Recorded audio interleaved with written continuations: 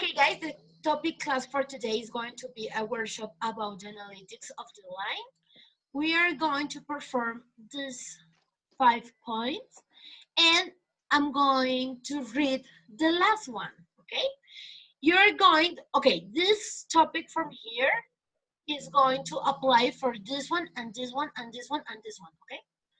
But for the last one, you are going to graph the coordinates points A, this one, B, this one, and C, this one.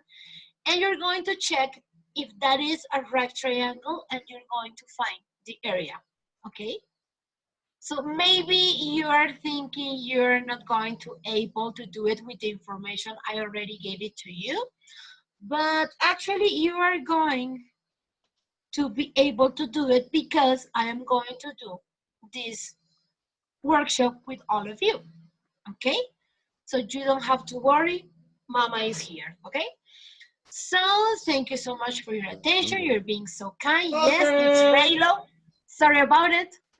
And good luck.